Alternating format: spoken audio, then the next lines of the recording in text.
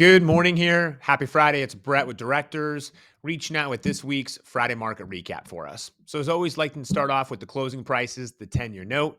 So for Monday, 4.623, Tuesday, 4.598, Wednesday, 4.652, Thursday, 4.706, and today, bit down 4.665. So for this week, guys, kind of seeing the 10-year note consistently moving its way up. A lot of that was anticipation of inflation data coming out today. The markets always get a little bit conservative prior to that for us. So, but really yesterday, the jump in the market up to that 4.7 figure was based on the release of advanced Q1 GDP. And it kind of shocked the markets. It came in at plus 3.1%. And in comparison, Q4 was plus 1.6%. Now, ironically, as I read a few reports, a lot of analysts go, hey, where the heck do we get these expectations and some of these numbers from? Who's running the data? So there's always some speculation out there that what's the truth behind these numbers.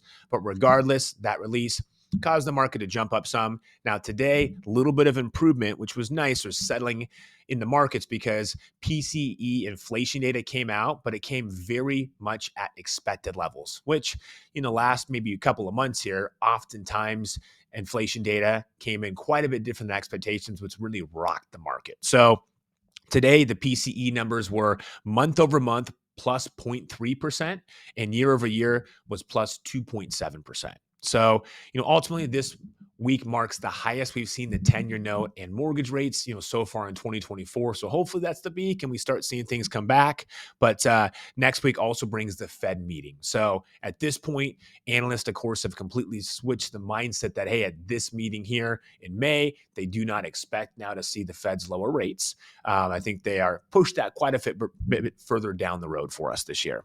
Ultimately, I think at this point, the Fed and markets, traders just need some time to digest that 2% target level in inflation might just not be realistic or a little bit too hard to actually obtain.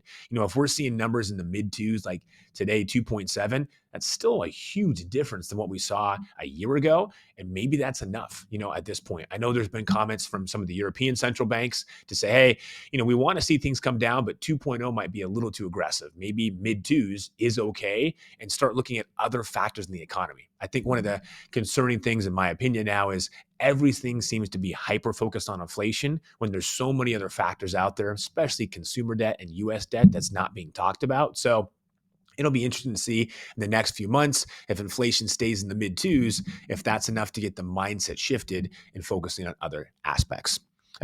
Ultimately, guys, despite rates coming up some this year, buyers are still super motivated. This marks the best month or best week we've had so far this year with new contracts. Buyers have been out, been aggressive, been getting deals. So I think they realize, hey, it's still a good market to buy in. And regardless of the rates, we will redo something in the future. But by waiting, I'm simply just waiting for a higher price. If things come down and more buyers enter. So good to see buyer appetite is still strong for us.